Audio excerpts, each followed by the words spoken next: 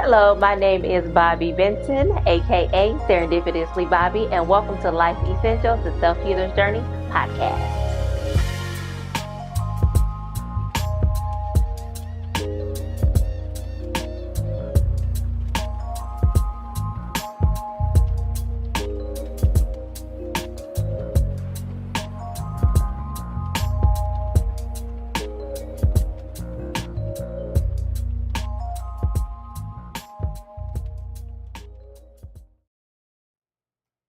Hello, everyone. My name is Bobby Benton, aka Serendipitously Bobby, and welcome to Life Essentials, the Self Healer's Journey. And tonight, guys, you are in for a special treat. I have a very special guest, Miss Rainisha Bishop, and tonight we are going to talk about Married to a Stranger. So, first, I want to read Rainisha's wonderful bio here. The CEO of RAIN. So, Renisha Bishop, also known as CEO RAIN, is a dedicated advocate for the empowerment and healing of Black women, drawing from her own experience of multi-layered intersectional abuse, suicide attempts, divorce, depression, insecurity, and toxic relationships. RAIN has transformed her pain into a powerful narrative of resilience, purpose, and strength. After realizing that she no longer wanted to be a victim of her circumstances, Rain embarked on her healing journey following the failures of her first marriage. During the process, she discovered a new sense of resilience and purpose, recognizing that her broken moments were not meant to break her, but to equip her for a greater purpose. Her faith played a significant role in her transformation, leading her to understanding that God was with her all along. Amen. Rain has emerged as a powerhouse for women's empowerment, using her own trials and triumphs as a source of inspiration, wisdom, and truth. As a sought after consultant, coach, and mentor, she captivates her audiences with bold and powerful truths. Yes, you do. Her mission is to equip Black women with the tools to heal from trauma, address deep seated issues, and break free from cycles of brokenness and broken relationships.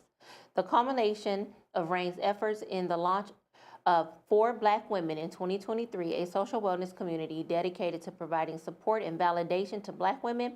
This platform has successfully impacted and supported women in achieving healing, engaging in personal development, and building healthy relationships with themselves and others. Rain's strength, transparency, and relatable personality makes her approach impactful and personable, attracting her audience to both her story and her mission. Beyond her work, Rain enjoys spending time with her family, giving back to the community, and writing. She continues to inspire and change lives by leading a triumphant life after trauma and helping women rise, and reign to become the best version of themselves. Amen, girl. I love it. I was like, who is that you talking about? I'm talking about you. I gotta meet her, okay? Yes, she is a lovely person.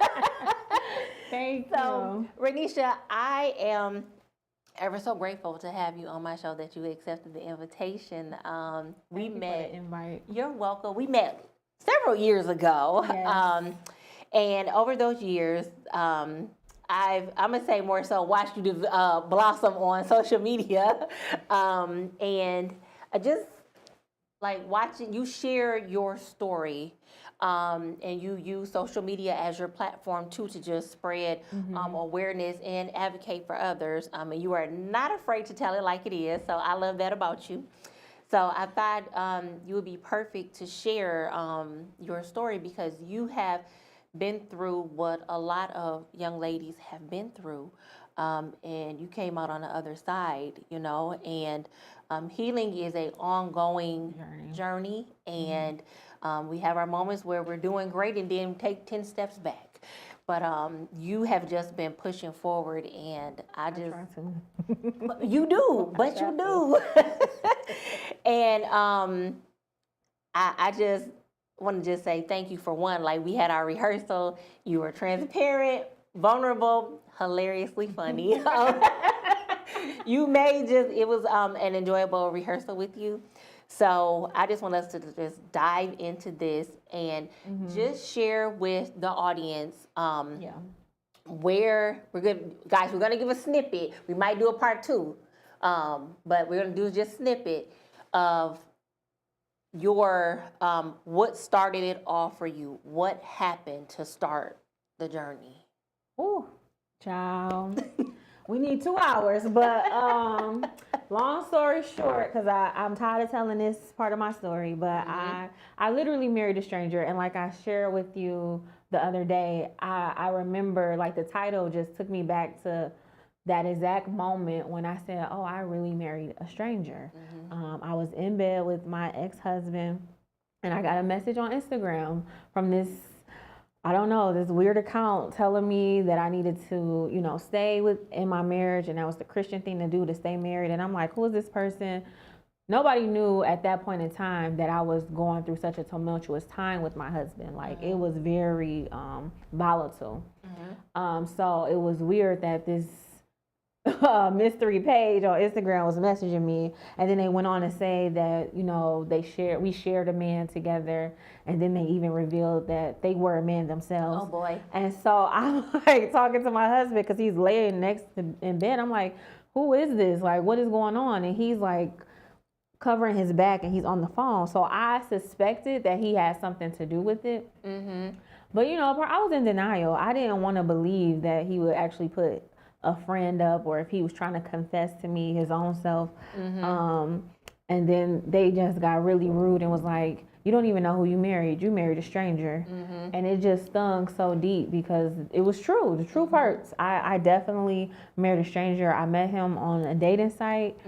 And we went out to Fishbones, and he told me that, you know, God said you're my wife, and I accepted because I had some. First, I had a strong desire. I made an idol out of marriage. And a lot of women do, especially in the church, because let's be honest, a lot of people want to have sex and they want to go to heaven. Yeah. Let me get married so I can do it all night long. Right? And it's such a high regard to be married, especially if you're a broken woman. I feel like a lot of broken women feel like, I just want somebody to love me. And I want people to respect me. Like, if I have a man, that's going to validate me. And so I had 2 prophecies that I was going to get married real quick, and the prospects that I had at the time, I was like, they're not ready. Like, this is not them. And he just came off as a man of God, so I was just like, wow, I never experienced nothing like this before. You know, he prayed, he prophesied, he speak in tongues. Okay, he ran the gambit. Oh boy. Yeah. So I was like, I guess, and we got married a month later. And now put pin right there. My question for you is, so when he said that, like, was he like love bombing you? Like, oh, definitely. Okay. I didn't think it was. I didn't have, and that's another thing that I like to preach about is the language, because I didn't know what gaslighting was, what manipulation was. I honestly had a very bad view on relationships anyway, because I never seen a healthy relationship. So all my life I was in toxicity. So, and then when I met him, I was in a very bad place. So this stranger comes in fresh off the boat. Talk about I'm beautiful, he loved me, and when he get this money, and I hate the lies. Like, when women tell me, like, he said when he do, I said, no, it's a lie. It ain't about when. You know, he said when he got, he just made a lot of false promises because he was a doctor in Nigeria, but you know, you can't just come from another country, continent, and practice in America. So he had to go through a process. And I was very ignorant of that process because I didn't want to be a doctor in America, so I don't know, right? So his brother was already over here in a residency program, and his brother was married to a black woman from New York. And I was on the fence because it is, like, you know, life altering to marry someone. And I also want to say that, like, we can have, like, ignoring red flags is so detrimental because we think we know more than God. We think that we so smart because God can say, he might not even say anything. He just might put a feeling in your gut like something's off, something's not right.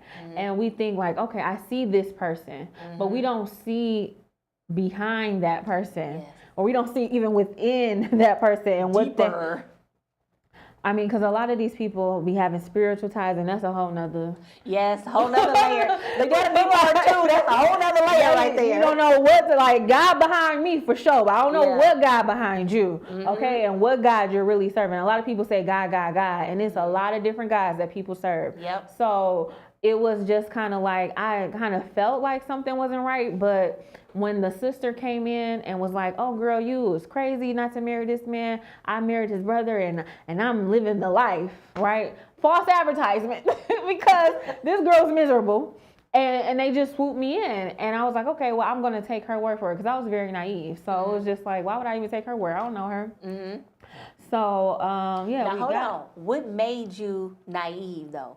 Oh, girl, I had been naive. But no, so you shared this with me. Yes, your upbringing. My upbringing, I really was just green. Like, and I was one of those people, like, you couldn't tell me what to do, like, or like you still can't tell me what to do. I think I know everything, and I'm a free spirit, and so I used to hop in the car with strangers, and I'm still alive, like, and the climate is weird now. So people would call me paranoid now because of like the work I do. I understand human trafficking and how.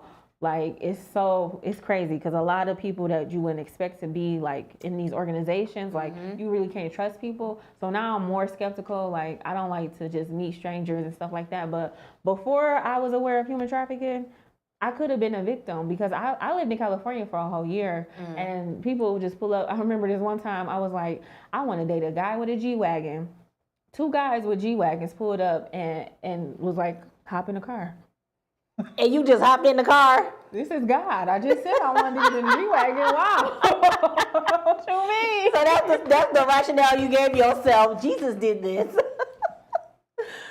Yes, because I had always been spiritual, but I was not structured. Like, I didn't read the Bible. I didn't fast. I didn't pray. I didn't have that type of grooming. Like, I grew up in the church, but when I went away to college, I was Girls Gone Wild G-rated edition. I wasn't doing a lot. I was doing too much for me because, like, when I tell people I was out wilding, they think I was on drugs and just strung out, and it wasn't like that. Probably clubbing and that's clubbing, just guys getting caught up in the wrong things, friends, all that type of regular girl stuff. Yeah. Well, regular girl from Detroit. Because going to U of M was a culture shock for me, and because of the classism and the racism and everything else. But outside of that, I don't want to get too off topic. I started we getting all the way off topic, but I started a entertainment company while I was in college because I was so depressed. Like, I literally tried to commit suicide because I was like, I wanted to go. I'm very pro-black. Like, I always tell people I probably would have been a Black Panther. So I wanted to go to a HBCU, but my parents wouldn't allow me to leave the state. So I got stuck at the most predominantly white institution you can go to in Michigan, and I'm from the east side of Detroit.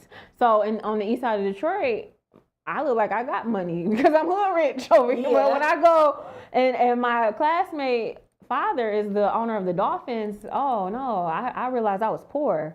So I think all of that, trying to fit in, trying to code switch, I dyed my hair blonde, put in green contacts. Like, I was trying to do all of these things. Yes. You're like, who am I?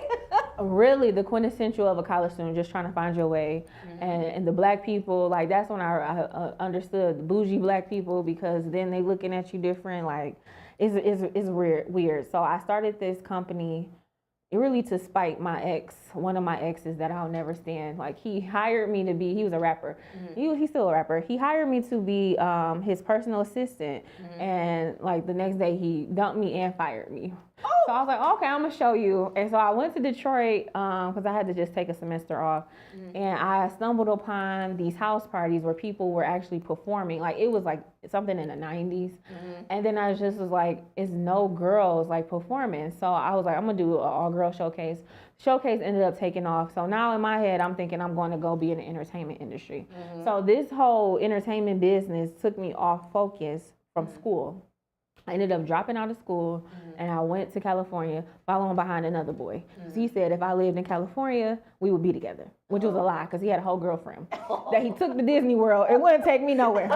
So we lived down the street from each other. I could never see him. I said, oh, wow, I'm all the way in your town, around the corner. Wow. Can't even see you. So that even put me on a spiral, like, because I was in California. I was alone, even though I had people around me. They didn't understand me.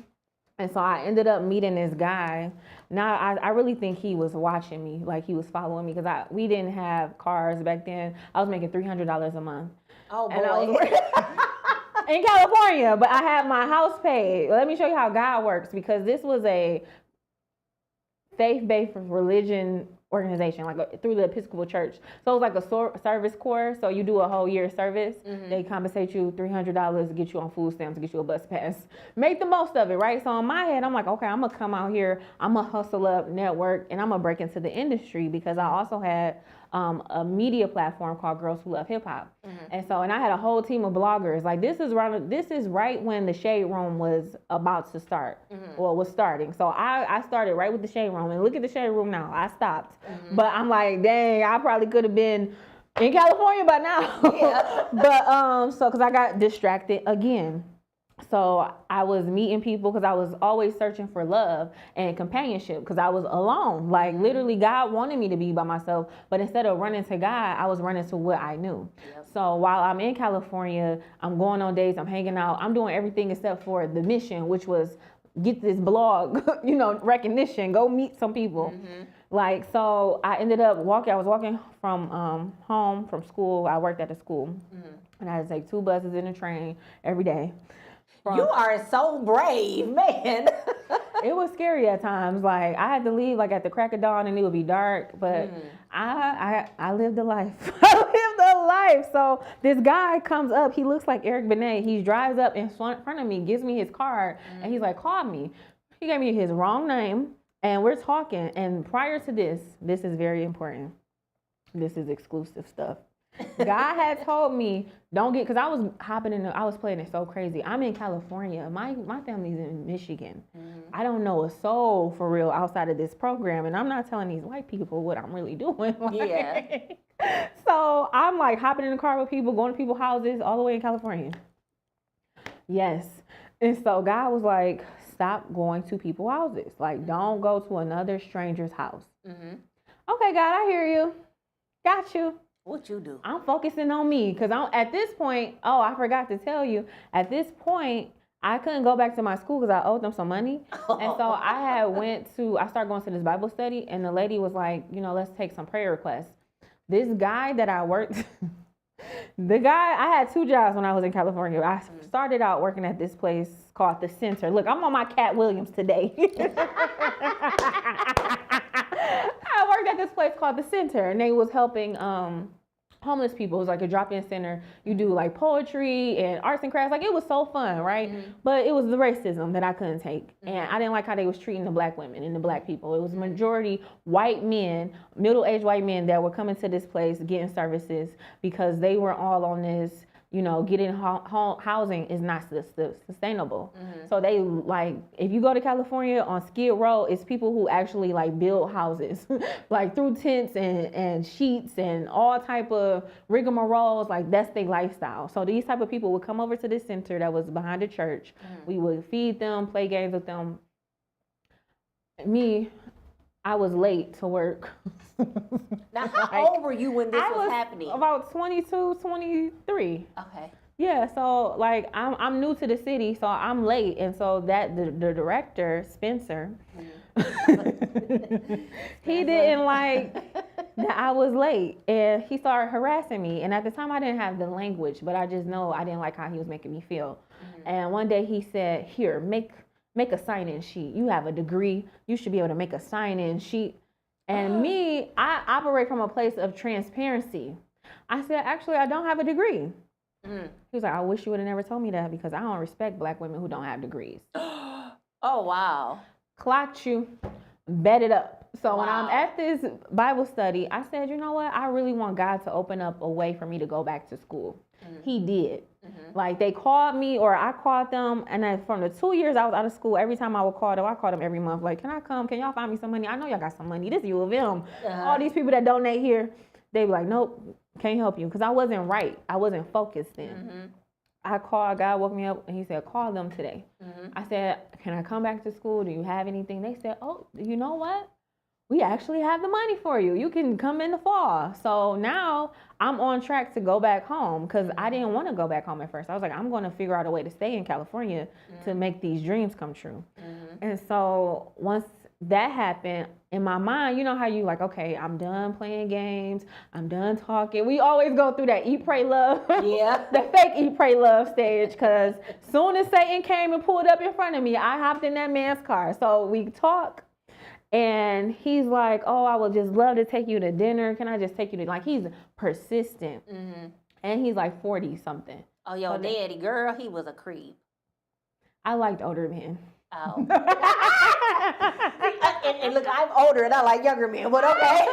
Yes, I liked, and put an ED, I liked older men. But so that wasn't a red flag to me. It should have been. I mean, the red flag should have been that he lied about his name.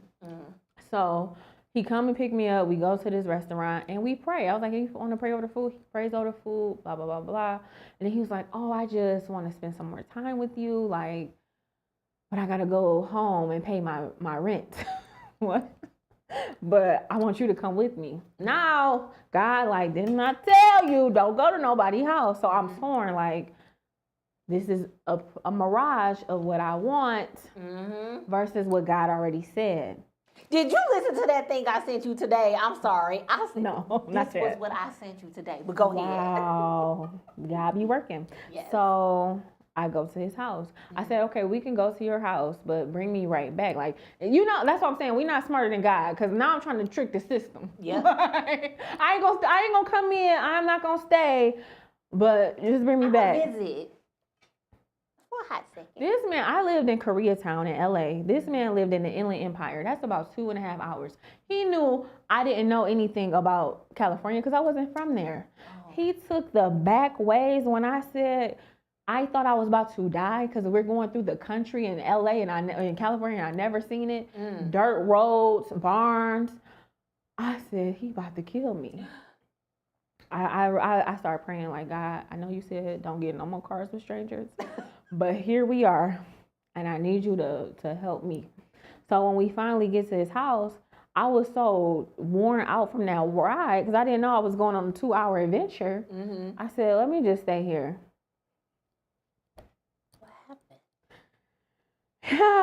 Anyway, this man ended up being my situation because I can't even say he was my boyfriend because that would be embarrassing to say he was my boyfriend.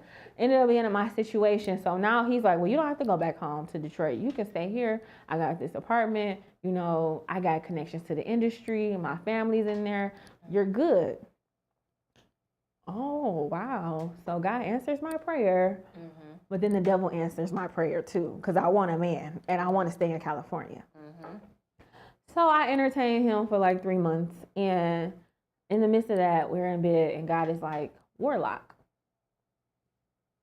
What's a warlock? Wait, a witch? Oh,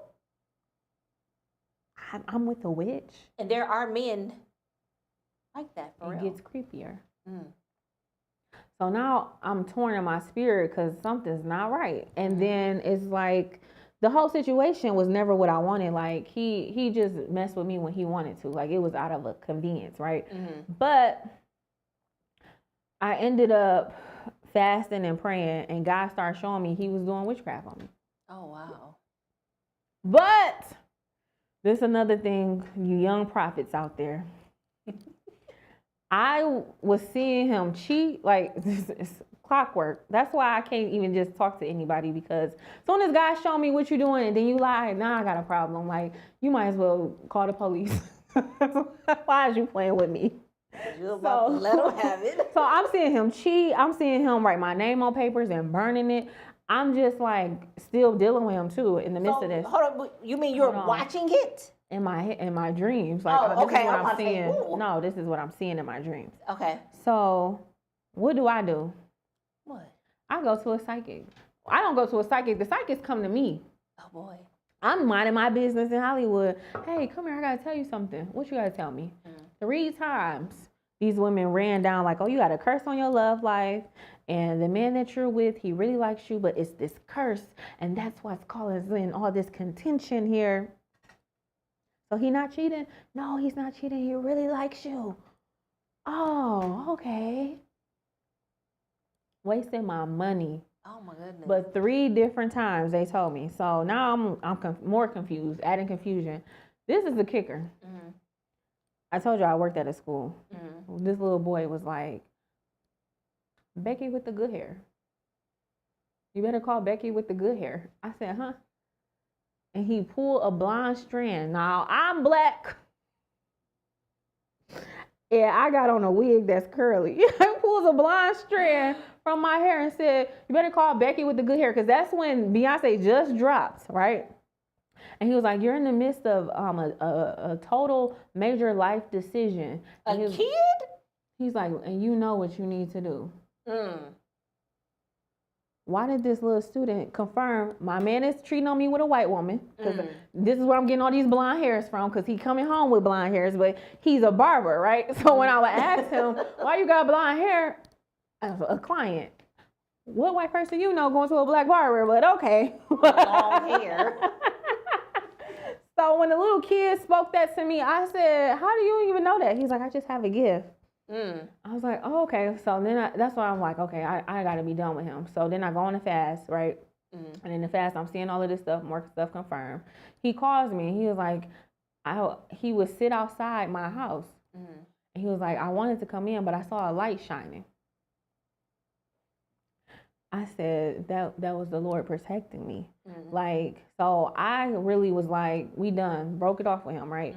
But that, you're never done with these type of people. They're always hovering. So that is what started me on my first healing journey. That's the relationship that brought me on my knees to Christ. I went and surrendered. I said, I'm done playing these games, because it was also revealed to me that this man was going to sacrifice me. Oh.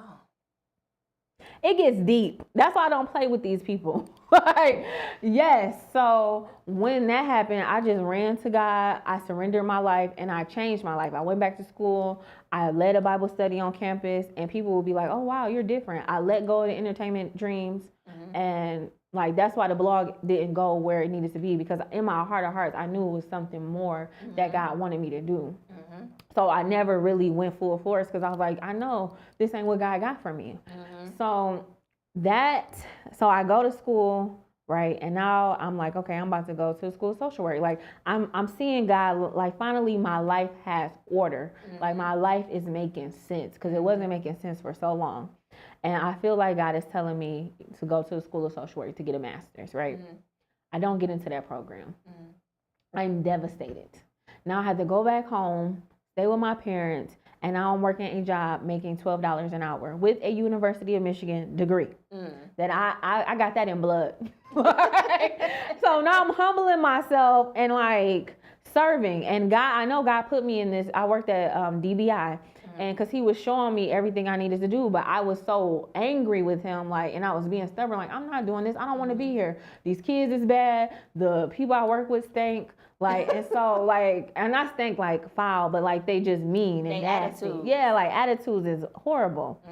And here I am. Hey, everybody, just like break it along. Like, and they like, bitch, who is you? Excuse my language. Friendly. Yeah. Yes, like, you're too nice. They will be so mean to those kids, and I'll be like, why do we got to do all of this? They just need some love. I got in trouble. Look, I got in trouble. What you do? A little kid had ran away, and I got off at 11, so it's like 11:30, right? This kid is about to get hit. I'm about to hit the kid because I don't see them. I'm on Gratiot, Houston, and Whittier. They're dashing across because they didn't ran out the facility, got out for house, I don't know. And I had to stop my car, and I was like, get your ass in this car. What else would you do? Yeah. I said, go back in there, and they went, right? The kid then went and told everybody, yeah, I was in Bishop's car. Like, that's what kids do, right? Instead of them coming to ask you what happened. So we heard you had a resident in your car. Yeah, I almost hit them. Like, check the record. Like, I told my supervisor, like, they almost got hit. Oh, you should have just let them walk. You put them in a liability because you put them in your car. Oh, okay, I didn't know. Wow. Okay, so it was just like that craziness. Like when I told you, I have so many stories about work where I'm just trying to be a light. And look, when you start your show, we doing this. Right, and it'd be like people want to just pour out that fire. Like, okay, so I'm at this job, I'm still mad. So now I'm regressing. I'm going back to what God had already delivered me from. Going back to exes, not the crazy one, but other exes that I shouldn't be going back to. And that's how I met my husband. Cause I started a new job, the same stuff, same script, and I was just in a very depressed state. Like, what is going on with my life? It's not where I want it to be. And so when I met him, we ain't got time because I would tell you the story before I met him. Okay, so the story before I met him, I ended up dating this guy, right? So remember I told you I was so obsessed with being married. So I would ask God, please God, show me, because I'm a dreamer. I was like, show me in my dreams my husband, right? So I had this dream, and literally I met this guy maybe a few months later. So I thought it was him. I was mistakenly wrong. So for 3 months, me and this man in a violent, toxic, I'm not going to say violent, but yeah, he was crazy. Like the way he would talk to me and everything. That's still abusive. Yeah. So it was just like, this clearly is not it, right? So now I'm mad again because I thought this is it was a mirage, another mirage. I feel like, God, you playing with me, right? So I ended up, me and him got into it so bad because I let him borrow. No, I'm not gonna say borrow. I let him have like $50. So I had called him like, can I get my $50 back? Bitch, what the? Oh, wow. Over $50. $50? I hang up, calling me back just because he was just so mad and I think miserable with his own life and what he had going on. He had just got out of jail or something. Here I am thinking, I gotta hold him down because this is my husband. I just gotta pray him through and wait. But Monday through Friday, he drinking and smoking. And then on Sunday, he's in the pulpit. Oh, okay. One of them. And then he's so old school, women can't be preachers. You can't be my husband saying women can't be preachers. But I know God got a calling on my life where I'm going to be speaking. I might not be, owner of a church, but I'm definitely going to be speaking to God's people. So it was just like so many red flags, right? But I was confused because I had the vision. And then this person is not matching. So we didn't even get to the good part. I'm so sorry. So after he cusses me out, right? The week later, because he lived around the corner from where I used to work. Alternatives for Girls. He lived in Southwest. So I was about to go over there because that's just like, that's what we did. We would argue, we would make up, right? And then this song comes on by Little Donald, You Can Do Better. And I said, oh, that's God talking to me. Let me just, I bust the U-turn, right? But instead of going to God with that U-turn. What you do? I went on a date nap. I rebounded on a dating app and I met this man who said God said he was my husband. Finally, God, this is it? All right, cool, let's go. And it wasn't it. I see a trend with you. 3, 3, 3, 3, 3. 3 months with the one dude, 3 months with that dude, 3 years with your ex-husband. 3, 3, 3. Let's look that up later. I feel like 3 is my number. My birthday is in March. Yeah, it's August. 3, 2, 1. So I married him, and for the first 6 months it was okay. I got sick, lost my job, got another job, just working. I was a strong black woman, put this man on my back, carried him to where he'll be a doctor this year. He gonna graduate medical residency school this year. You're welcome. So it's not gonna last long, but keep going. You said it, not me. And at this point, I wish him well in hell, because I ain't gonna say I wish him well. So, Well, you can't I do wish what you he well. did to people, and I'm sure you're not the only person, but you can't continue to do wrong and think there won't be consequences, because there will be. So, Oh, and God don't play about me, so I already know it's gonna be anyway. So I married him.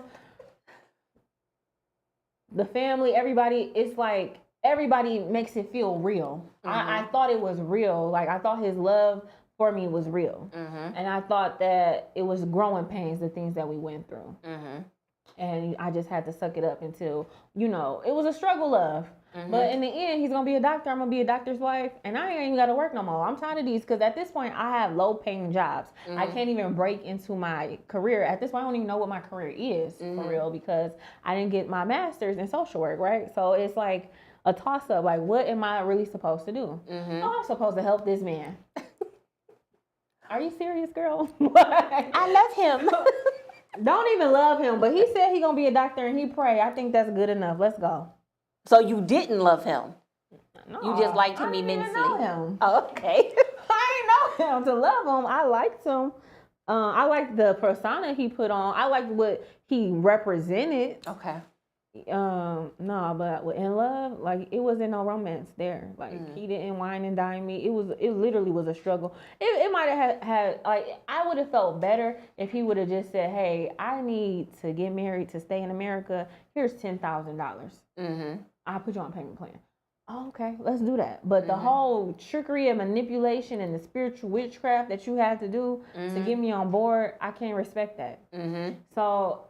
And I don't even want to keep talking about him, because it just puts a bad taste in my mouth. Okay, move on. So, right, that it ended, right? Okay, so fast forward. Now I separated from him. Thanks to you, she wrote my PPO. She wrote my PPO. Broke that lease and told that nigga peace.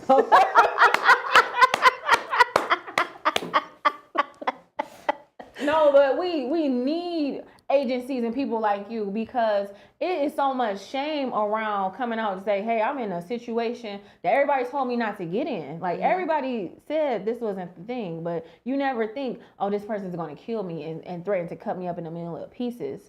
So, we need agencies and advocates. When you told me your story, I was like, how fast can I freaking get this done? Yes, my life was in danger for real. And I didn't come out on Facebook telling nobody, like, "Hey, I need help." And nobody does. We always, what we do, we message people like, "Hey, can I call you real quick? Please don't judge me." And that'd be the first thing. Like, you don't want to be judged. Like, I didn't know. Nobody knows it's going to be that detrimental. So leave him. And then I enter my city girl era. I wasn't even fully divorced, but I ended up being like, what else is out there? Like, okay, I was fasting and praying, so I had lost some weight. I'm feeling myself. I'm just free now, like, and I ended up talking to this guy that my friend introduced me to. And it was a whole setup. Oh, God, you told me that. I'm still in, like, wife mode, right? And I didn't get accustomed to this new hot girl, city girl Don't thing. call that heifer friend again. That girl. That girl. Okay. Back in the day. She tried to set me up. It was the industry friend. So, and those is fake. So, yeah. So, I wasn't hip to, like, the way of dating. Like, it's changed drastically since I was single before. I wasn't hip. I told you, I'm green. I'm naive. I'm really a church girl. Like, I'm not really a city girl, but I'm out here cosplaying. Like, yeah, I'm with that, but I'm really not. And when people come around me, they like, "Yo, no, she's a lame." Like, I am. I don't really be with all of that stuff. I just talk a good game.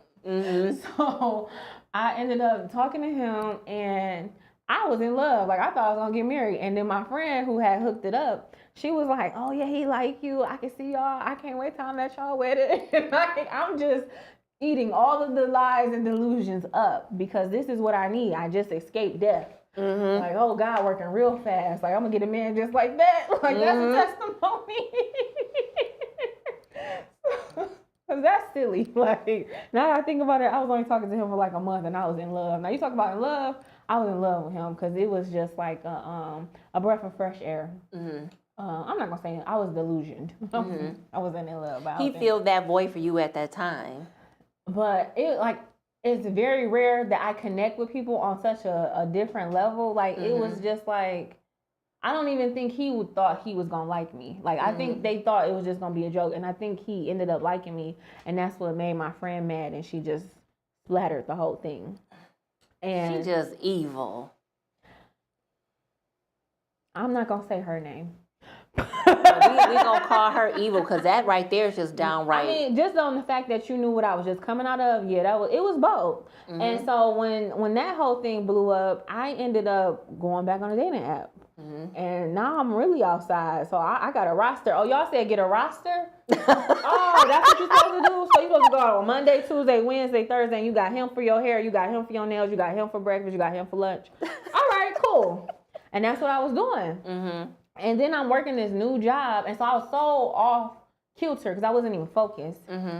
No type of way. Like spiritually, I'm not doing what I'm supposed to do. I'm just feeding my energy into all the wrong things, the people, because I'm trying to fill a void. I'm running from facing truth because I'm not even divorced yet. So what am I really looking for? I wasn't even looking for anything for real. And then like the couple of times where I did find somebody I like, I'm like, dang, I'm not even ready for you, for real. And it would be painful. Like we got to walk away. Like God would be telling me like, stop talking to him. And I'm like, for real? I got to stop talking to him. This the one. You are hilarious. So, for real. And I mean, he wouldn't say that a lot, but it was like a couple guys that I liked. It was 3. The first one my friend hooked me up with, and then it was 2 more guys. Was it 2 or is it 1? Look, it was so many I can't remember. That's bad. You had your little basketball lineup. No, for real. And it was a lot. And she was only dating people. Right, was dating. I wasn't busting it wide open. She was not. So here's the this is where I realized it was. Do I tell the Players Club story? No, Diamond. You just tripping like you always do. My cousin said they just finna run a train on you. No, Diamond.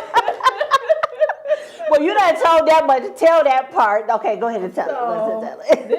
And then I was at the club every weekend, right? So hair got to be done, makeup got to be laid, outfit got to be like. I'm just spending my money on all the wrong things because I'm trying to get chose, but not really because the ultimate chose is to be married.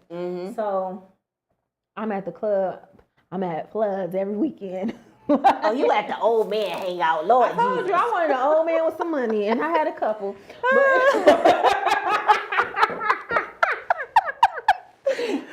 Oh God, so, I love you. You are so funny. I'm just telling the truth, like the T.I. Shame the devil, girl. So I ended up at the club, and okay, so I met this guy. Because I'm trying to figure out what story do I tell. It's like 2 perpendicular stories. Okay, tell the one you told me when we were in rehearsal. Okay. So the point where I was, because Floods just had so much drama. Floods will never see me. If they don't see me in 10 years, they still haven't seen me not long enough. So I'm at the club. Because the way the setup is real crazy, the setup.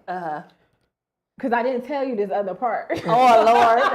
How much more time we got? No, we're going to go over a little bit. Okay. Go ahead. Lord, if my husband was watching, make his phone go disconnect. This mess. All right. I go to this club every Friday or Saturday. Right. And there's a guy at the bar. He's a walking red flag, and it was so like a turnoff. He was so arrogant, and at this point in time, because I had this big girl job and I lived downtown at this mid-rise, you couldn't tell me nothing. Hair was staying late because you had to think too. When I was with my husband or my ex-husband, I was struggling, so people made fun of like me and how I dressed, especially at AFG. Like them people.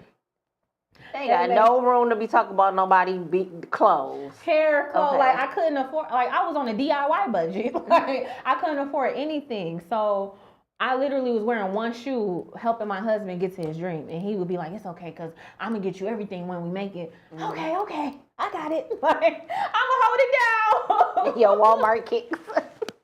They was Coach, but still. It was one shoe, and my outfits wasn't hitting like that, and it was not like me because I like to look nice, and so I really took, a sacrifice for my family. So now I don't have this extra weight. I don't have no kids. I got money to spend irresponsibly, and I am out here. So now I'm looking good. I'm feeling good. You can't tell me nothing. Like lost these little 15 pounds and then came right back. That's another thing we can talk about. When you dating, when you plus size, I see the difference. So a girl, the men love my plus size, but go ahead. You light skin with long hair. and you ain't. That's what everybody always want to say. You light skin. What do that mean? Anyway, so this guy, he's talking about he's a minister at the bar though. And it's his birthday, and he drives a Benz, and he got a condo, and I'm like, I'm not impressed by any of that. Like, I can match you. So what's up?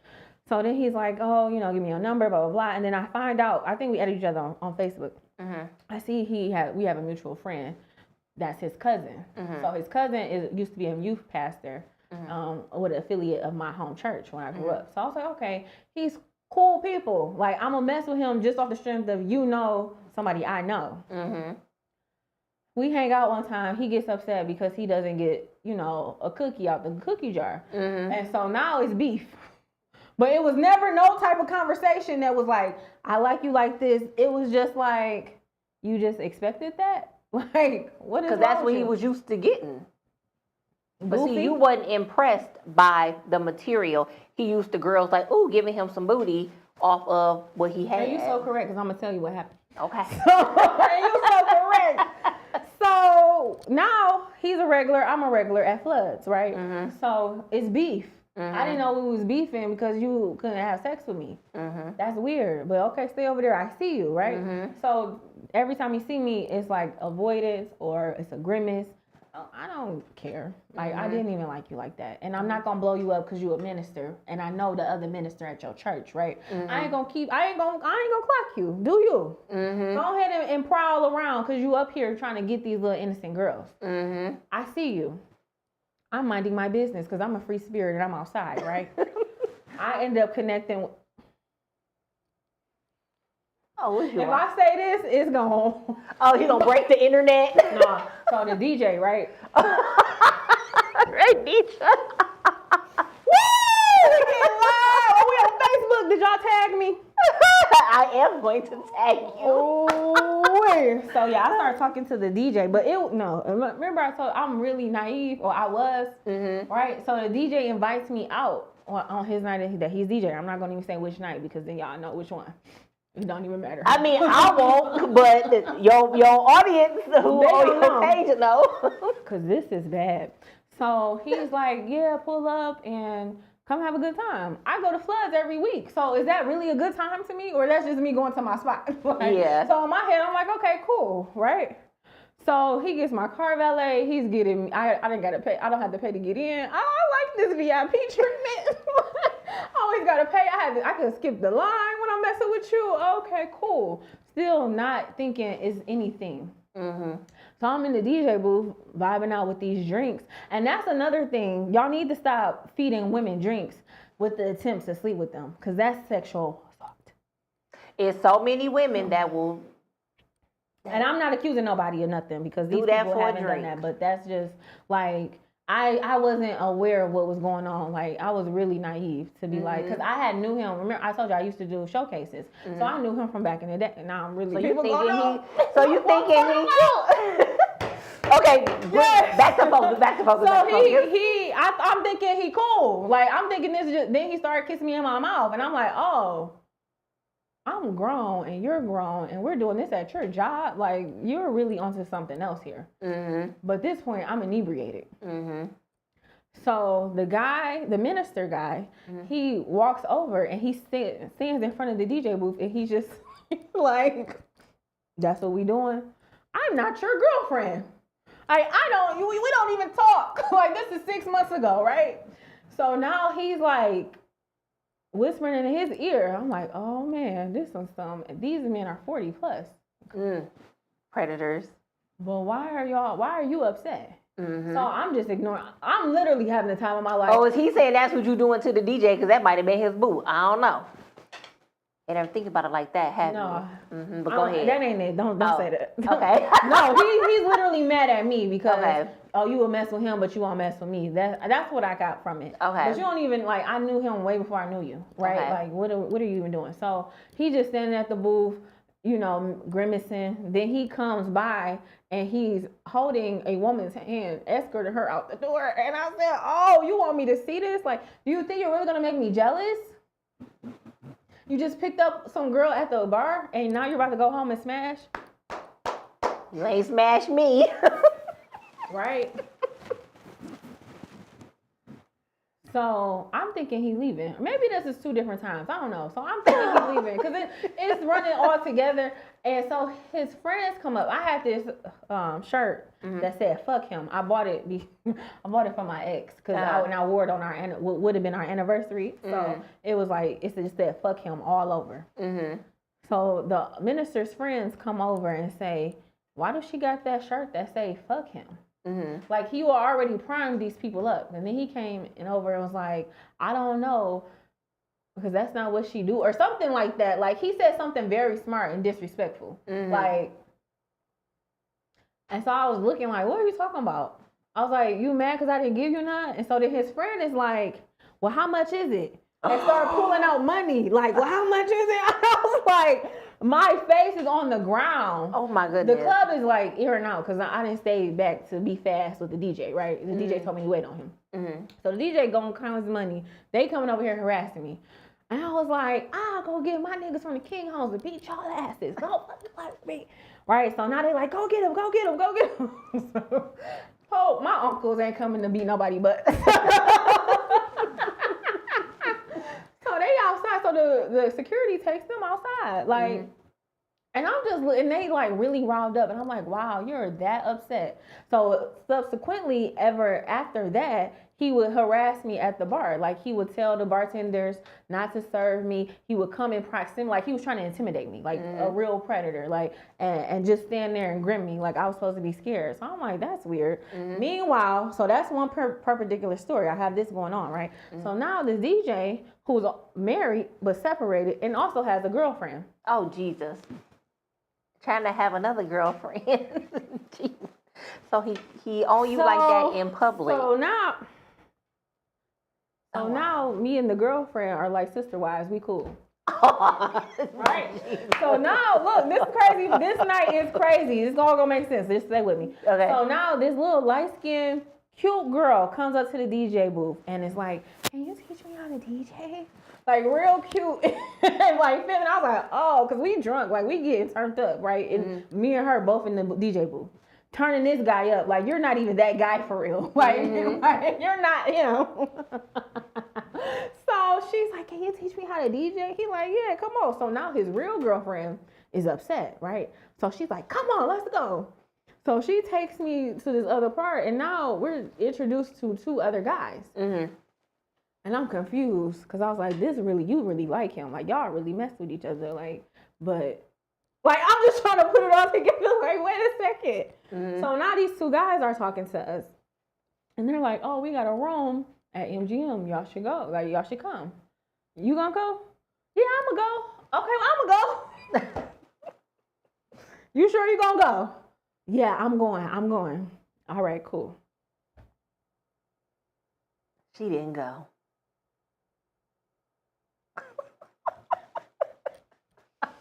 Why is my happy little self in this car with these 2 strangers again? Oh goodness. At the MGM, just chilling. I'm calling her like, "You coming? What's up?" "I ain't coming, girl. You know I'm with my man, our man." So she left. Anything could have happened to you. didn't give a flying hoot about it. She just wanted to get rid of you. Girl, I wasn't stunting them for real. I was only there for the little preferential treatment that I would get at Floods. That's it. I didn't like him. So now I'm sitting here looking dumb. And so then I tell my cousin the next day, like, what happened. And she did the line like, girl, they was gonna run a train on you. Was nobody gonna run a train, Diamond? You just overreacting like you always do. And I was just like, at that moment, I had to think like, well, what could have happened? Because they possibly could have done that. Like, and nobody would have known where I was at, who I was with, or anything. Because I really don't know, oh, girl, you know what I'm saying? Like, so that's the moment that I said, okay, it's time to stop. It's leave Floods alone, because then I got crazy, still harassing me. The minister was like, it was so bad to where I had to call his pastor and say, if you don't get him under control, I will expose that your pastor is at Floods preying on women and being upset with them that they don't have sex with him. I was like, this is what your brand represents? I was like, do you think the Christian community wants to know about this? That pastor was like, no, we on it. Oh, wow. And he called me back like, you will never have a problem. Hey, girl, I'm on live. He was like, you'll never have a problem with him again. But I had to stop going. So it was like, I don't even, I didn't need that. But it was just like, he needed to know his behavior was inexcusable. Like, so I slowed up, let me say, because I didn't completely stop. I'm not going to lie. I didn't completely stop going to Floods, but I had got down to a pack a day. What, once a month? I got down to once a month. Then it was a quarter. And then, like, I haven't been to Floods since New Year's Eve of 2022. Good. Well, where's my patch? So it was like, it was a process. But even still within that process, I was still finding myself. I couldn't say I was completely like, okay, I'm about to get on my healing journey. My healing journey didn't start until I shared my story on TikTok and it went viral. Then it was like some sense of accountability because so many women start coming to me and saying, I experienced the same exact thing with the marriage fraud. Not even, because I always knew I would be a DV advocate, but the women that was coming to me talking about the spiritual abuse, the financial abuse, the man having a wife overseas and marrying her just for papers, it was outstanding. And I'm still trying to pick up the pieces. But women was calling me back to back to back. I just got to tell you my story. I got to tell you my story. And I was like, wow. It was like, okay, purpose. We got to tap in now. And that's what really started me being like, okay, I got to get my life together. I got to cut some stuff out. And the last instance, I'm going to share this. Let me brace myself. Because I really want women to start being more accountable and just more aware. And we really have to stop idolizing being chosen by people and men and really put our focus on God. Like, for real. Because, and especially if you call, I just feel like everything you do outside of God's will is going to be so chaotic. Crazy. And it can almost be like near death, right? Like it's never going to work. So you just really wasting your time. So now I'm back in my fake pray, heal, pray, love, right? But I'm still not really dealing with myself. But I'll kind of stop clubbing. But when you stop certain habits, you have to replace them with other habits. Or you just idle. And that's what I was, like twiddling my thumbs because I was off work because I almost had a nervous breakdown. So I was off work just chilling, like, and I should have been focused on a whole bunch of stuff, but I wasn't. So I'm on TikTok and this girl is like showing people how to be sugar babies. And I'm just so intrigued. I'm a marketing specialist, so I love marketing and branding, and she sold it. Like, and I'm a hard sell. But she sold that she sold it, and I started messaging her, right? And so I was like, I can help you with your brand if you help me trick men to get money. She was like, okay, cool, let's do it. So she started walking me down the process of how to manipulate men into giving me money as a sugar baby. And so she was like, go to Tinder, only swipe right on the white men and let them be far away from where you live as possible. Got it. I'm a quick study. I can do it. Get on Tinder, doing exactly what she said, and then it's this black guy that keeps messaging me. He's like, oh, hey, let's go to dinner. And, I'm ignoring him. I'm like, nope, that's not what the teacher said. So let me not go that way. So then it was like, I guess it really wasn't working for me. Like, these men, they be lying, talking about they don't want stuff. These men ain't about to be giving no money for free. I just don't got the finesse. Yeah. Maybe I ain't got the finesse. But it's a hard, when I realized, I was like, this is as hard as me going to put in work at a business. As much of the time I'm going to spend on trying to manipulate a man to give me some money, I literally can go find my target audience and market my products. So that's where I was like, I have started slowing down. Like, this is too much. Like, it just takes too much. I ain't got it in me. So then this guy was like, oh, I messaged you 5 days ago. We could have been on a date by now. I could go for a date. I could go for a dinner. Like, where we gonna go? So then we and him start talking. And while I'm talking to him, like on the phone, it's like I want to call him another man's name. So we're gonna say his name is Steve for Google purposes. Yeah. So let's say he gave me his name. His middle name was Larry. So he told me his name was Larry, right? But I want to call him Steve. And I'm like, why do I want to keep calling this man Steve and his name is Larry? Because I'm trying to look you up on Google, but I'm not finding anything. So what did I do? The golden rule that God said, stop going to strangers' houses. I went to his house. Well, honestly, again, me being naive, I thought I was going to, he lived in one of these places that had a bar, like downtown, like, a lobby bar. I thought we would just go to the lobby and meet there. That didn't work. I went to his house. Went to his apartment. The next day, I saw his mail, because I'm a Inspector Gadget. And Steve, such and such, was on the paper. And I said, God tells you stuff, girl. I Googled it. Wanted for domestic violence fatality shooting on Detroit's east side. Suspect, Steve, is we're looking for him. What? I'm in bed with a murderer from domestic violence, and I'm saying I'm a domestic violence advocate? Oh my God. So you beat this woman up and she pressed charges and then you killed her because you didn't want to go to jail?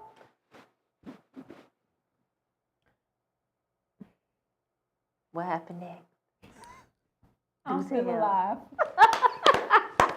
Thank God. Oh, yes.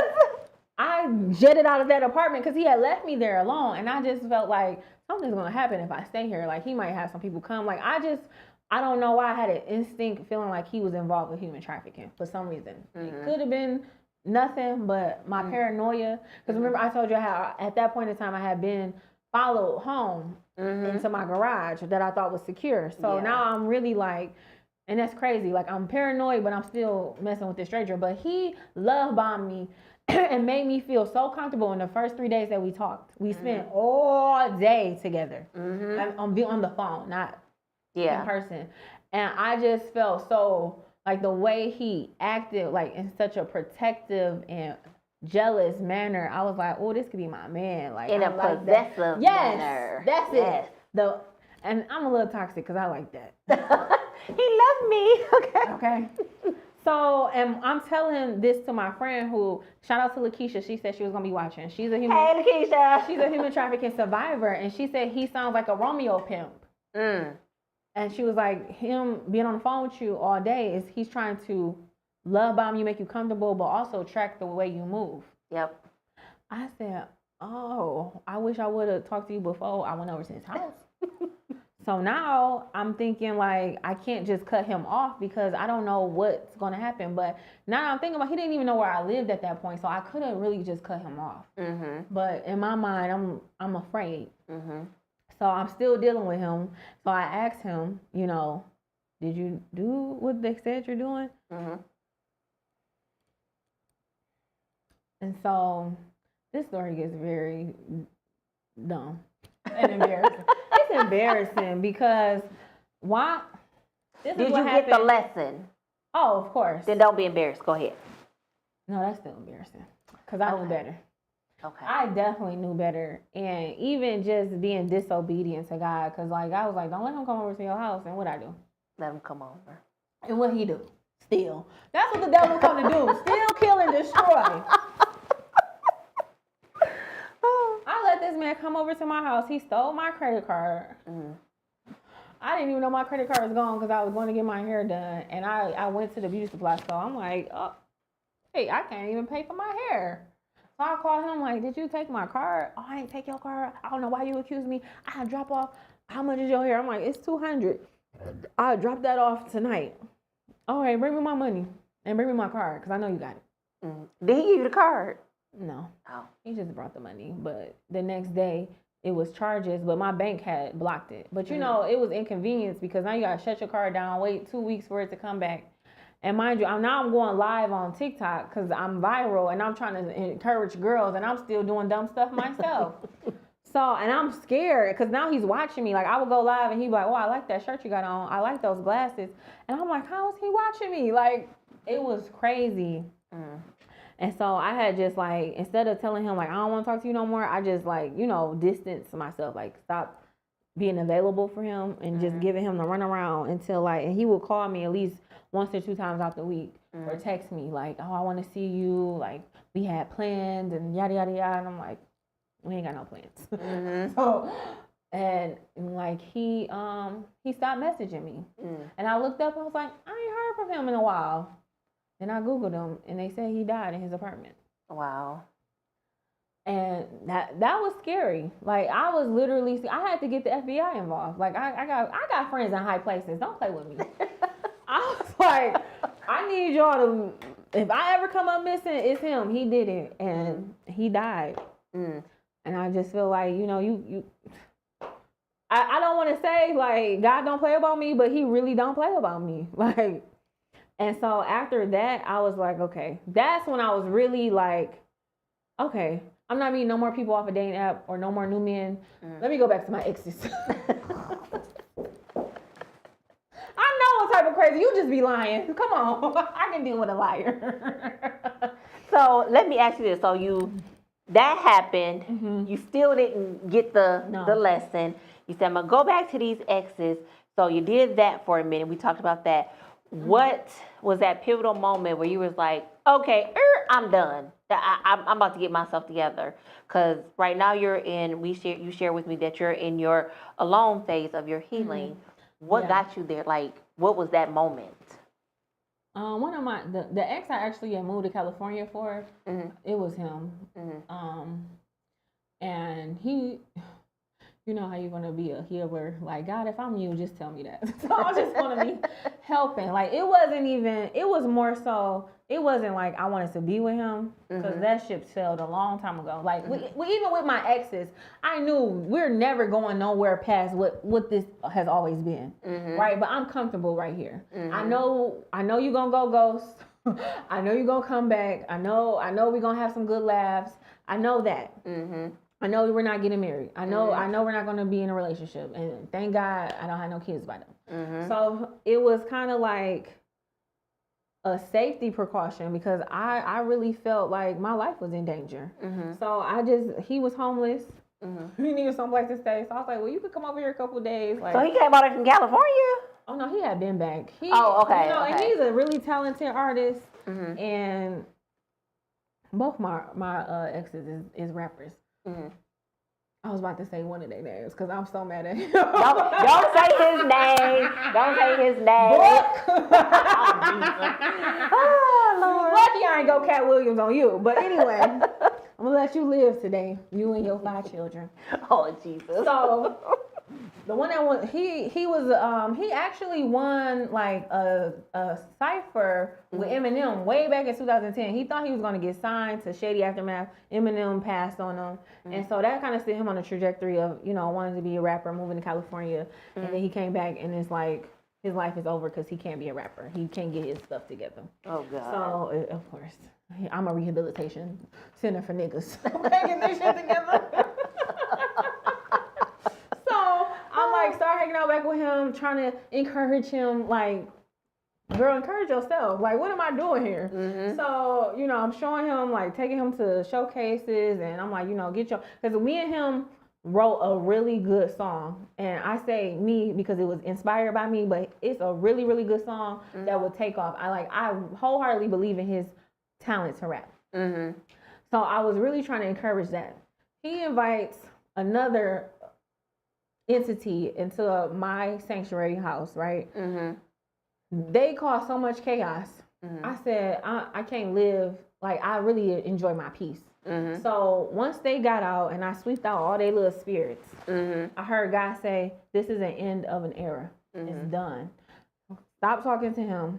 I moved out of my apartment and I just was like, okay, God, I'm going to attempt this, eat, pray, love. For real. Mm-hmm. I'm not going on no dating sites. I'm not talking to nobody. It's really going to be me and you. Now, I would be a lie to say it went off with without a hitch. Because I definitely got lonely in between. So that was like September to December, right? Mm-hmm. People were still coming. I didn't change my number. If you really want to get serious, change your number, delete your social media, and really lock in. Because as soon as you say, I'm done with this, they literally come back. Miss you, want to go get something to eat? What you doing? And I wasn't strong enough at that point to really shut it down. So it wasn't until... Do we got room for one more story? Go ahead. Go ahead. No, Renisha, everything you have said, like you said a lot, but you said a lot of things that a lot of young ladies need to hear because that whole not having fear, getting in cars, going to different states, running after a man, making a man your priority. There's so many young ladies out there, even older women, who have not broken that toxic part of their lives or haven't started healing. So what you're saying, you're helping a lot of people. That's why I wanted you here. Yeah. So tell your story. This is the last one. Because this story is really it was the last straw. And I'm for real. I can stand on that. Because I just don't want to sit up here and act like, and then I stopped talking to him, and now I just been thinking, like, I'm not fake. I make mistakes, and I get lonely. Right? You're human. So, and I literally don't have, like, no friend. Like, this is a different level of isolation. Because some people be like, oh, I stopped talking to guys. But then you got family, you got your cousins, you got friends. I didn't have nobody. Like, literally. I cut off my favorite cousin. So, and I would talk to her every day. Like, in this stage or this phase, I was on the phone, not from the time I opened my eyes to the time I closed my eyes. I never had a second to be with me, to be like, how are you feeling? What do you want to do? Like, I remember I'm sorry to go off on a tangent, but no, you're fine. I remember when I got out of my relationship and I had to, like, pick out decorations for my house. Because you have to think, when you're in a controlled situation, because my ex was very controlling and possessive because he needed all my resources for his endeavors. So I couldn't really spend, like I said, I couldn't go shopping, I couldn't get my hair done. I couldn't do a lot of things that I wanted to do. So when I got to this space of freedom, I was stuck in anxiety because what color do I want my dishes? What color do I want the bathroom? What type of bed do I want? I don't even know. Like, I was that codependent. So just trying to understand who I was, it was hard because then I'm trying to find my identity through all these different people to prove that I am lovable because I just felt so unlovable by my ex.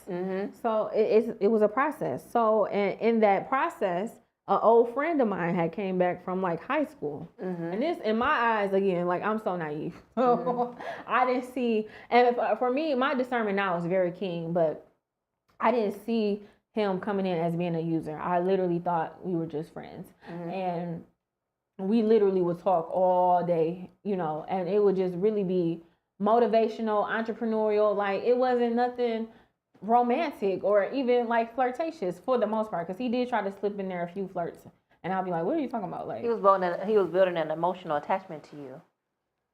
That's what that was. a fake one. Yeah. So he's married, well, he's engaged, right? So he's having issues, quote unquote, with his fiance. I got a whole roster of men I'm having issues with because they all wasn't in line like I needed them to be. So me and him just exchanging stories, right? And I'm giving him advice, he giving me advice, like any type of co-ed platonic friendship would be. He asked me for, I don't know why people be asking me for money. I don't got it. I don't got it. Don't ask me for no money. Y'all hear that? Don't ask her for nothing. Do y'all know something I don't know? Cause You're gonna be a millionaire. Just sit back. You're gonna be a millionaire. Sit back and watch. It. So, you know, I'm gonna get you something from the store. Thank you. So he asked me for some money, like $60. Again, this little low ball, $60, and I'm telling you, I feel like I'm Big Meech. So what's $60 here? And no, and in real life, I'm really like a giver for real. Like how you said that was your love language. That it really makes me happy to give and make people happy. And so I was like, you know, it's Christmas coming up. Maybe he needed something for his kids. He said he was gonna pay me back in a week. Right? And so before this, me and him was on the phone. He crying about how his girlfriend don't want to get married. And I'm like, man, you really love her. Like, it really broke my heart to see him be like that. Because I was like, dang, I have yet to see a man cry for me like Jodeci. Like, what is in the juice? I ain't got it yet. So I was like, wow, like, you really love this girl. Like, you know, you need to fast and pray. And when I get spiritual with people, I take that to heart because I'm not just dishing out spiritual advice for nobody. And so I even went as far as to try to connect him with a minister that can help him with his faith walk. So I was just like, you know, coming from a real pure place. So I give him the money. He said he's gonna pay me back in a week. 2 weeks go by. I'm like, dang, I ain't even heard from him. Now I'm hearing from you every day. You blowing my phone down. And I don't hear from you at all. So now I'm like, calling him around the time that we talked, which is like around 10 o'clock, because he told me his girlfriend or fiance didn't even live with him, right? And I'm believing him because how you on the phone with me from 10 p.m. to 2 a.m. and she live with you. Sis works the night shift. So we so I end up calling him, and he's like sending me the voicemail, and then like I see on Facebook he unfriended me. But then he messages me and he's like, oh, let's meet up tomorrow so I can give you your money. And I'm like, what is this energy? So then I call him. He don't answer. So I call him from my other number. He answered. I'm like, nigga, what is going on with you? And he's like, oh, he called me Ray. He's like, Ray, this you? Ha, ha, ha. And he hangs up. Now I'm infuriated because why are you playing with me? Like, I don't like being played with because I could have appreciated if you was like, I'm with my girl right now. I'll hit you later. Simple. We don't have nothing like that. So I get very vindictive and I tell him, you know, you about to lose your family and your job. Oh God. That was so dramatic. It was like, I really regret doing that, but I really had no intention on doing anything. But this is the power of the tongue. Because the next day I'm minding my business because I'm not hurt about $60 at this point. And guess who messages me? The girl.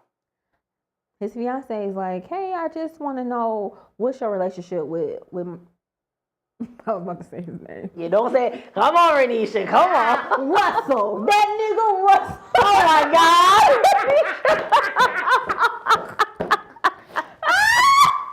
I told y'all I'm coming like Cat Williams. Cat's out the bag. Cheap Russell. So she like, you know, tell me what's up with you and him. I said, this moment, I was like, I can ignore this, block her, and just go on my day. Then a little devil with the horn said, or you can get your payback.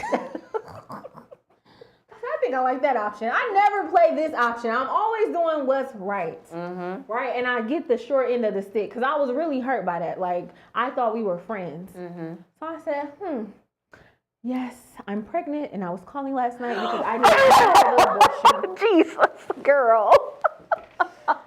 And I'm in love with him, and he's in love with me, and we're sleeping together every night while you're at work. I've been to your house. I watched your daughter.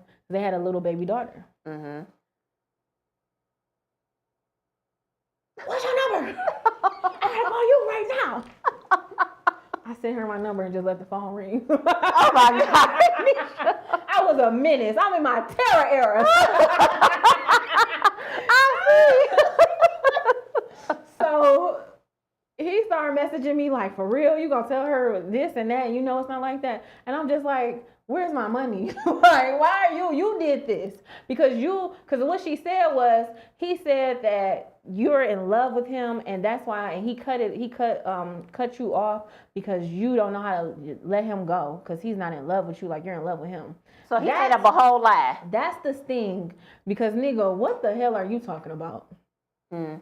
Right? Okay, so let's wrap that up. Stop talking to him, never got my money, right? The following year, when I go into my Eat, Pray, Love, and I'm like, okay, God, I'm really serious. January, this week, because I had thyroid cancer, right? Mm-hmm. So I had to get part of my thyroid removed. I remember like it was yesterday. I'm healing. I'm literally in my healing era. He messages me. Mm-hmm. And it's like the devil know when you vulnerable, because now I'm like alone, healing from this cancer scare I had. And he's like, I'm so sorry. I never meant to hurt you. I've been looking for you. Because I had changed my number. Mm-hmm. And I think he was blocked on social media. I don't know how he ended up contacting me. And I'm like, I'm reading the phone like, and I just want us to go back to how we was. Like, you was this, you was that. So I'm just like, where's my money? Where is the money, Lysandra? So I'm going to give you your money. And so then he tells me, the backstory is, and I don't know if he's telling the truth or not, but he was like, when I was calling him, they were in the middle of having an argument about me, because I feel like he was bringing me up to her to make her jealous because she wasn't doing what he wanted her to do. But he was like, you were feeling an emotional void for that man. I think so, because they were rocky, but I feel like he was being a narcissist to her, and that's probably why she was just like over it. Because he is a narcissist. So I you know, and he's gonna play the victim, right? Mm-hmm. So I feel like he probably told her, I don't know what he told her, I don't know. Mm-hmm. But he made it seem like that's why he had to move the way he moved, like why he had to delete me and why he couldn't answer the phone. And I was like, why wouldn't you just tell her we was just friends? Like, mm-hmm. Why would you even give her that delusion that we were in love? Oh, because I am in love with you. And I didn't know how to say it. Me being naive again. Okay, maybe. Maybe. Oh, okay. So now me and him talking, and it's like, he's like, yeah, I think we should get married. And sir, you have 5 kids. Oh my goodness. I don't even think I can be a stepmama to that many kids. Oh, and then he was like, you know, I just got to get myself together because I know God is calling me higher, and for me to lead you in our marriage, I know I have to be in a certain relationship. Oh, geez. I'm tired of y'all niggas using God to manipulate women. Oh, Stop my that. Yeah. So it went on, and I was literally confused, for real, because I know I'm expecting somebody, right? I'm expecting a man to come. So it was just like, Then he started asking for money again. I said, what makes you think I'm going to give you more money when you ain't even give me my $60? Oh, I'm going to give you your money back? That's when I was like, oh, I'm going to double it. No. You trying to run a gambit on me. Like, you think I'm a fool. Mm-hmm. And it really hurt me because I thought he was a genuine friend. Like, I didn't see the connivingness, and I should have known because he always been like that. He been a criminal since he was 16. So, like, trying to see the best in people. But you didn't think he would do it to you. He was a drug dealer, right? I didn't know he was a scammer and a fraud. Like, no, I didn't think I would be on that hit list, but I was. And so he didn't give me a second time. I'm not no fool. Fool me once, fool me twice. Now I'm about to come bust the windows out your car. Like, stop playing with me. I'm gonna get my money back. So after that, I was just like, you know what, God, I did a fast, and I changed my number. I went off social media for a few months, and I just really got locked in. And when I came back, I felt like I was different. Like I was just seeing things differently. I started like I didn't even have a standard. But my standard from then to now has even changed. Like, but I remember somebody asking me like, so what do you want from a man? A man? Like, I don't know, like a man that's gonna take me out. Tell me I'm cute. I don't know. And so I didn't have no boundaries. I didn't have no standards. So during that period, I started really taking inventory, and I got mad because I was like, dang, this person played with me. This person played with me. This person played with me. Why did I let these people play with me? And I had to take accountability and being like, oh, okay, I didn't have no boundaries. Oh, I didn't speak up. Oh, I was trusting time after time after time after time. They showed me who they was. And once I started taking accountability and started looking at myself, that's when the healing really started. Yes. And it took me not to be in communication with anybody to influence me and what God was downloading in me. And I was able to come back stronger. So like now in my relationships, it's a standard. Like you're not going to come in here doing anything you want to do. Treat me any old kind of way. I'm not tolerating bullying from nobody. Not even my mom and my daddy. Like we can nuck if you buck if you want to. Like for real. That's just where I'm really not playing about me. Because if I don't cherish me, who else is going to, you set the standard for how people are going to treat you. Amen. And people always say that, and it's like little girls from the ghetto, that's who I do it for. Because you can have all of these big terms, self-love, boundaries, self-care. What do that mean?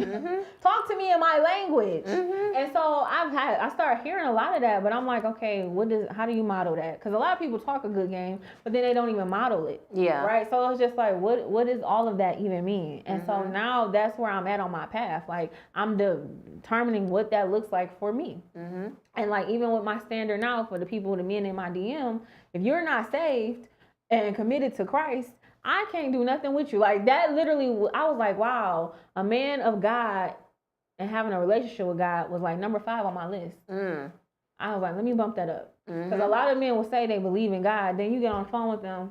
So what God you believe in? Oh, I practice IFA. Who? Correct. You never done that. All right. I don't do nothing Nigerian and African. No, sorry. Don't do those. So you gotta be real specific because demons is spirituals too, like spiritual. Yes. So like I had to change that list around because I was like, no, first and foremost, you gotta be a man of God. That you ain't that. I'm not building a man. I'm not buying a man. I ain't doing nan. I ain't doing nan. Like reciprocity is the name of the game. I don't even have reciprocity. Sorry, I didn't give too much out. You gonna have to pour into me about 10, 20 times before you can, because I'm such an overgiver, right? So it's just like, and I hate that I have to be so guarded and be like, oh, can't even, like my hands is right now is just closed. Like my heart told me to do something for somebody that I'm not even cool with today. And I was just like, old me would have, the new me never will. Well, see, and that's where you're at on your healing journey. Yes. You're in your alone phase, and you're still in that space where it's like you're guarded. You have to guard your heart right now because you are vulnerable. So there's nothing wrong with that. But eventually, you will. We had this talk, you will get out of that phase, and you will be open. But because you have boundaries and standards and those things, it's going to open up a whole world of different kind of people for you too. Because those good people are going to start gravitating towards you because now you have that new boundaries. You have you know who you are now. Yeah. And I like how you said this.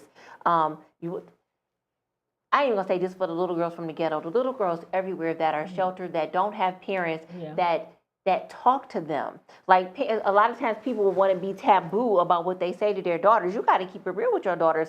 Let them know what the streets are about. I know I let my girls know and my son. Like, if I hadn't have done the things or said the things I said to them, like, oh my God, that's so harsh. No, they need to know. Yeah.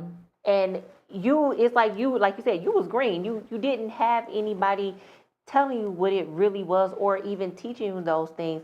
And you are like a blessing to so many people, Renisha, and you're going to continue to bless people because your personality for one is what draws people to you. You're like a little, like I said, you're like a little whimsical child out here, just like spreading your love and sprinkling your love, little sparkles all over the place. So you're gonna help so many people. Like when you get to that next phase, I want to have you back again so you can share that part too. And like you said, you're gonna be doing your own thing too. Yeah. Spread that word. I like your story. I like you. I like everything you have to just get out here and just give, and you're giving. So even though you say I'm guarded, I'm whatever, no, honey, you was giving. You was giving, but you was giving in a safe space. So I'm not giving no money though. yeah, I'm with you. I ain't giving nobody no money. No more money out. No. Maybe when I become a philanthropist, when this $1 million hit, I might. I'm the first donation spot. No, I'm No, for real. Look, you really helped me. I don't take that for granted. You writing that PPO for me. So. Well, I did it because it's the right thing to do. Yeah. Now, I'm not good at that. I'm still working on that in my healing journey. I literally would not have been able to move and break that lease. And my life, like people were literally circling the parking lot of that place looking for me. And like I kept having dreams of people breaking in. Like my life was really in danger. And I didn't have the money at that time to break that lease. So I really appreciate you. Oh, you're welcome. You're welcome. And I appreciate you. And what I want you to do now. So we got a little more time. You okay? Okay.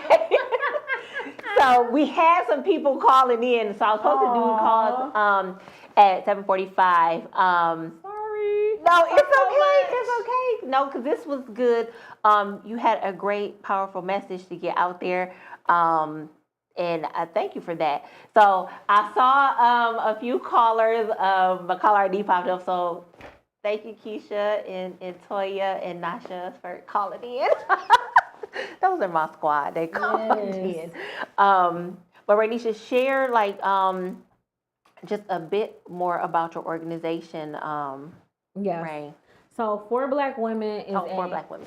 social wellness community for women who have experienced workplace harassment, bullying, or even just domestic violence, any type of oppression. Because Black women, we just have we face a lot. And while I was going through my toxic, abusive marriage, I was also facing toxic abuse at work. And I didn't have any type of reprieve or any community or anybody to like that understood what I was going through. So I'm just creating a space that I wish existed when I was going through all the things that I was going through. So we're launching February 12th next month. So stay tuned. Hopefully my website will be done, but you can follow us on Instagram at For Black Women, and it's FORBLKWMN on Instagram and Facebook. And thank you. And I'm glad that you have that organization because I went through workplace bullying. Like I suffer from PTSD because of it. It's real. So I'm very thankful that you're doing that because there are so many people who don't have anybody. And until people have experience, they don't understand. Or they say, oh, you should just chalk it up. Or you shouldn't do this. Until you have walked in it, you don't know. And you know what I got today? Like our conversation, this was so God ordained. But you don't even know. Like I was, like this week, I was in a dark little cloud because my boss was doing too much. But today I realized that you have to speak up. Like it's certain... Like me and you, we go through these things because we are there to stop. We are there to break the cycles because other people will just bear it and be like, oh, that's just the way life is. And then today I had to tell my boss or like my supervisor, who's going to say enough is enough? Well, it's me today. like it's me today. This is wrong. So, and it's just like, it's empowering to know God got us. Like he places us in places for a reason. So even if we feel all of that, it's for a purpose. Like, and it don't feel good though. It sure don't. Because you're nervous. You don't know if you're going to have your job at the end of those conversations. But so. in God's will, there is safety. So if he put you there, there is nothing.